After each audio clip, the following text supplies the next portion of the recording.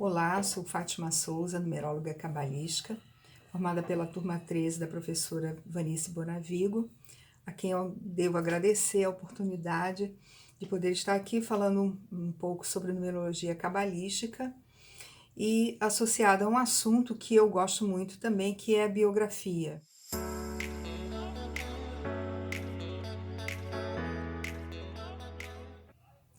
Então, o assunto dessa minha palestra aqui no simpósio é falar sobre Leonardo da Vinci à luz da numerologia cabalística. Leonardo foi uma pessoa, um personagem que eu sempre gostei muito e já li algumas biografias sobre ele. Então, eu gostaria de trazer aqui alguns fatos relevantes da vida dele, algumas características associadas aos números fixos que ele tinha. Bom, Leonardo de Serpiero da Vinci nasceu no dia 15 de abril de 1452, numa aldeia, uma pequena aldeia chamada Anciano, na localidade de Vinci, próximo a Florença, a cidade de Florença. Leonardo, por ter nascido no dia 15, ele era um 6 psíquico, assim como quem nasce no dia 6 ou no dia 24, porque a soma dos números dá o número 6. Então, sendo um 6, quais são as características principais do número 6? São afetivos, são amorosos, são emotivos, muito ligados à família, aos amigos, gostam de conforto, de aconchego, são ligados a questões de saúde, de corpo, né? Então, Leonardo, ele, de acordo com os historiadores e os seus biógrafos, todos eles são unânimes em dizer que Leonardo era uma figura muito bonita, era um homem muito bonito, carismático, chamava atenção, ele era muito solar, né? E gostava de vida social, gostava de ter amigos por perto, ser rodeado de amigos, né? E ele tinha questões familiares, né, muito fortes também, né? Ele teve questões familiares que eu acredito até que tenha influenciado muito na questão da personalidade dele, né? Alguns bloqueios e frustrações que ele teve na vida. Leonardo foi um filho ilegítimo de Serpiero da Vinci com uma camponesa da aldeia de Anciano, a Caterina. Ele viveu pouco tempo, pelo que dizem os biógrafos, né? Viveu pouco tempo com a mãe. Ele cresceu viveu até a pré-adolescência, adolescência assim, com os avós paternos, e Antônio e Lúcia, né? Que eram já pessoas muito idosas e tal, e ele tinha, assim, como a figura masculina mais próxima que ele tinha mesmo era o Ser Piero, Francesco Piero, que era o irmão do Ser Piero. E o Francisco era 16 anos mais velho só que Leonardo. Então, ele era muito ligado a esse tio. Bom, e o Leonardo, por ele ser filho ilegítimo, ele não pôde ter uma educação formal, ele não pôde frequentar a universidade, né? Então, ele se tornou, por conta disso, um autodidata obsessivo, né? Tudo quanto era assunto interessava ele, e ele lia muito, ele estudava muito por conta própria, né? E desde pequeno, Leonardo desenhou muito, né? Sempre desenhou, ele retratava muito a natureza, né? E o pai, vendo aqueles desenhos, ficou muito impressionado e levou para mostrar para um pintor de Florença, que era muito conhecido e prestigiado lá em Florença, chamado Andrés del Verrocchio, que também gostou muito, ele ficou muito impressionado também com os desenhos de Leonardo, né? E sugeriu que ele fosse ser aprendiz no estúdio dele. E assim fez o pai, levou Leonardo, mais ou menos em torno de 14 anos de idade, levou Leonardo para esse estúdio, foi aonde ele começou, de fato, a ter os primeiros ensinamentos nas questões da arte, da pintura, escultura, né? E Leonardo, com 20 anos de idade, já era um mestre e fazia parte já da comunidade de pintores lá de Florença. Bom, Leonardo, por ter nascido no dia 15 de abril de 1452, somando todos os números, dá um número 22, que é o número de destino dele. E o que é o destino 22? Quem tem o destino 22 são pessoas que querem coisas grandiosas, pensam macro. O 22 ele quer deixar uma marca nessa vida, de alguma maneira, né? Ele quer fazer coisas que possam atingir muitas pessoas ao mesmo tempo. E Leonardo soube desenvolver isso muito bem. Leonardo fez obras grandiosas também. E só para dar um exemplo, quando ele estava em Milão, por exemplo, ele estava trabalhando para o Duque Ludovico Sforza, lá de Milão, e ele foi ser engenheiro militar lá, que também a área militar, né, como engenheiro era uma área que interessava muito a ele, não só a arte, né, mas a questão da engenharia, arquitetura, tudo isso também era de grande interesse para ele. E o Ludovico pediu para que ele fizesse uma estátua equestre para homenagear o pai dele, pai de Ludovico. E Leonardo adorou, né, esse projeto porque ele tinha paixão por cavalos, ele desenhava muito bem os cavalos e tal. E foi um projeto que ele se engajou muito e deu muito prazer a ele. Só que lá pelos finalmente, quando a obra estava já nos finalmente, o bronze que seria utilizado para produzir a estátua, ela teve que ser desviada para construir armamentos, canhões e tal, porque Milão estava entrando em conflito com a França. Ela ia ser invadida pela França, então ela precisava fazer armamentos. Isso frustrou muito Leonardo, né? Mas era uma obra gigantesca também, assim como a Santa Ceia, que ele pintou no refeitório da igreja Santa Maria delle Grazie, né, lá de Milão, mas também era uma parede imensa, aquela pintura, né? E que é uma grande obra que até hoje é admirada e tudo mais, embora tenha muito pouco, né, do que ele realmente pintou, por conta de restaurações e tempo e tal, degradação. Mas foi uma grande obra também. E, curiosamente, né, a maior obra dele é uma tela relativamente pequena, que é a tela de Mona Lisa, né? Que a pintura, né? Foi a obra que acho que é a obra mais conhecida dele mundialmente, né? E tudo, embora seja uma tela pequena, mas ela é grandiosa em termos da importância que ela tem para a arte, né? Por tudo que envolve aquela pintura, toda a história que tem aquela pintura. Bom, e Leonardo foi, de fato, um tremendo 22 de destino. Ele realmente cumpriu aquele caminho do 22. Em termos do nome dele, Leonardo de Serpiero da Vinci, as vogais do nome, os valores das vogais somados, dá o número de motivação, e o número de motivação dele era 6, assim como o psíquico, e também o mesmo número de impressão, tanto motivação como impressão, ele era 6, tá? A impressão com a soma dos valores das consoantes do nome, né? E de novo reforça a questão da arte, da beleza, da questão de buscar sempre, e gostava de conforto também, né? O que era a questão da motivação? O que é a maior motivação para quem tem uma motivação 6? Acho que é a arte mesmo, né?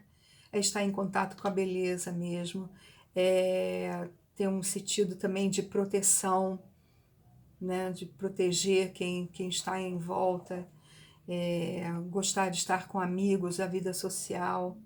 Isso ele realmente ele exerceu muito bem. E como impressão 6 de novo, né, a questão da beleza que ele tinha, de ser carismático, a primeira impressão que ele dava realmente era de ser uma pessoa muito, ele era muito afetuoso, né? Aonde ele chegava nas rodas de amigos, assim, ele sempre se destacava pelo jeitão dele, né? Pelo jeito carinhoso e carismático que ele tinha, né? Ele era realmente, de fato, um autêntico 6. E muito preocupado com a saúde também, muito preocupado com a questão de higiene. Na questão de saúde, ele, veja bem, ele era vegetariano naquela época onde a base da alimentação era a caça, né? Desde sempre foi a caça, né? E ele não comia, ele se recusava a comer qualquer coisa que se movesse ou tivesse cara, porque para ele estava associada a dor. Então ele não queria comer nada que fosse vivo, de certa forma, né? Aí ele só comia vegetais, ele era de fato vegetariano, né? Comia plantas, né? O que mais? Questão de saúde, de higiene também, ele tinha lá suas normas de higiene, que também era uma coisa difícil de se conseguir ter naquela época, né? Final da Idade Média, século XV, XVI, né? Era muito complicado esse tipo de coisa naquela época, mas ele era rigoroso em relação a isso. Bom, e um número de expressão, ele tendo 6 de motivação e 6 de impressão, naturalmente a soma dos dois dá um número 12, que somando dá 1 mais 2 dá 3, que era o número de expressão dele. E essa expressão dele reforçava a questão da comunicação, da sociabilidade, da questão de amigos, né? Da questão da arte, da questão da parte, assim, a arte até na questão de teatro, vamos dizer, porque quando ele estava em Milão com Ludovico Sforza, ele fez, né, o Ludovico passou para ele a atribuição de fazer espetáculos teatrais. E ele idealizou muitos espetáculos, sabe? A Dança dos Planetas, por exemplo, foi um espetáculo que ele fez no teatro lá do Castelo de Sforzese, né? E diz que foi uma coisa assim espetacular, né? Quer dizer, até isso, nesse aspecto, ele se envolveu. Mas esse 3 dele, do Leonardo, também trouxe uma questão que atrapalhou, vamos dizer assim, de certa forma,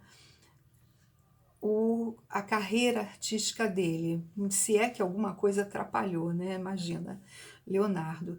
Mas ele era muito. Às vezes era difícil ele ter foco. Muitas vezes era difícil ele se concentrar num determinado trabalho. Leonardo tinha vários interesses ao mesmo tempo. Ao mesmo tempo que ele queria desenvolver uma pintura, ele se interessava, ele queria desvendar um cálculo matemático, ele queria fazer projetos de equipamentos, máquinas, né? E estudos da água também, a água sempre foi uma coisa que atraiu muito ele. Enfim, Leonardo tinha muitos interesses e às vezes ficava muito difícil ele ter um foco. E essa foi a grande questão na vida dele. Ele mesmo quando já tinha sido reconhecido como uma pessoa um artista mesmo reconhecido, quando ele voltou para Florença, né, depois de muitos anos, que ele saiu de Florença, ele foi para Milão, depois foi para Roma e ficou assim né, entre essas cidades trabalhando e tal. Quando ele, quase no final da vida, quando ele deu uma passada por Florença, ele era reconhecido como um artista que era imprevisível. Então, muitas vezes as pessoas tinham até os mecenas e tal, tinham dificuldade de passar trabalhos para ele porque não sabiam se ele ia conseguir terminar ou não, sabe? Não conseguia ou querer terminar, né? Porque não se pode dizer que ele não tivesse conseguido fazer o que ele não quisesse, o que ele quisesse, né? Bom, enfim, então, eu acho que foi a maior questão da vida dele também. E teve, assim, a questão familiar também pesou muito para ele, né? Ele teve problema de brigas de herança e, que, enfim, com os irmãos dele, tinha muitos irmãos, ele teve muitos irmãos, né? Bom, e por fim, o número de missão dele é 7, porque o 3 somado com 22 do número de destino, 2 e 2, 4, e com 3, 7, 7 era o número de missão dele, e Leonardo foi exatamente um 7 de missão. Ele realmente, ele personificou todo o 7, porque o 7 ele é perfeccionista, ele é detalhista, ele é analítico. E Leonardo tinha tudo isso, né? Ele, ao mesmo tempo que ele gostava de vida social, ele precisava se recolher, às vezes. Aí ele ia para o campo, voltava para a aldeia que ele tinha nascido e ficava lá, queria ficar sozinho, contemplando a natureza. Isso é o próprio Sete. O Sete é assim. Autodidata, estudou muitos assuntos que ele escrevia muito também, né? Uma pena que muita coisa se perdeu ao longo de todos esses anos, né?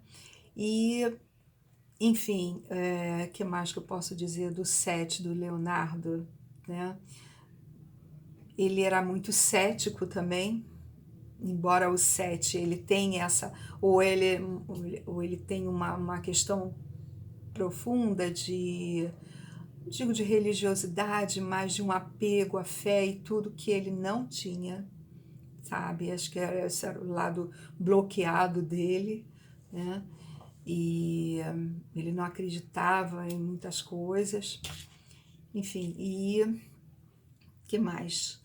O que eu posso dizer, ele foi um autodidata, ele tinha uma tremenda, ele era paranoico em relação às coisas que ele escrevia, porque ele tinha pavor que as pessoas lessem, descobrissem as ideias dele, tudo. Então ele usava muita criptografia, muito código nas coisas que ele escrevia. Ele tinha uma coisa assim, devia ser até uma espécie de mania de perseguição, sabe? Ele era muito fechado em relação às coisas dele, à vida dele pessoal, sabe? Isso é muito sete também. O sete é muito de segredos também, né?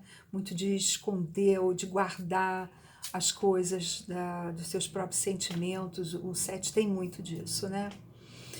Bom, enfim, então, finalizando, o último lar, né, a última moradia de Leonardo foi em Clu, uma cidadezinha, uma localidade próxima a Amboise, no Vale do Loire, que ele ficou sob os cuidados do rei Francisco I. Né? Esse rei, ele gostou muito do Leonardo, se aproximou dele e convidou ele para ir morar lá, nesse castelo, né? Um pequeno castelo da família. Né? E Leonardo viveu os 2 últimos anos lá. Ele morreu no dia 2 de maio de 1519. Já estava doente, já provavelmente ele tinha artrose, tanto que ele não conseguia mais pintar direito, né? E ele levou a Mona Lisa que ele pintou, começou a pintar em 1503, a Mona Lisa. Ele passou a vida inteira com essa tela, ele nunca entregou lá para o comerciante que pediu para ele. pediu para pintar a mulher dele, que era a Lisa Gherardini. Ele nunca conseguiu acabar de fato a pintura, né, ou entregar, porque ele fazia sempre retoques e retoques e retoques, porque a maior dificuldade de Leonardo é o que ele queria encontrar, ele queria retratar a beleza, o amor. Então ele achava que ele nunca conseguia chegar a, a essa representação de fato. Mas mal sabe ele que ele foi um gênio, né? Ele é um gênio e está até hoje sendo homenageado e reverenciado, né, por todos os artistas, por nós mortais também. Então é isso, obrigada, eu espero que tenham gostado e eu espero também poder fazer outras analogias, né, ou associações e biografias com a numerologia cabalística, e eu espero que eu pretendo fazer os próximos sobre Michelangelo e Maquiavel, que eu também acho uma figura extremamente interessante, embora seja mal visto, né? Mas não tinha nada de maquiavélico, na verdade. Ele era um gênio também, tanto que foi amigo de Leonardo da Vinci. Já Michelangelo não, era um inimigo dele, eles brigavam, foram contemporâneos, né? Assim como Maquiavel também. Maquiavel foi amigo de Leonardo da Vinci. Enfim, muito obrigada pela atenção, boa tarde.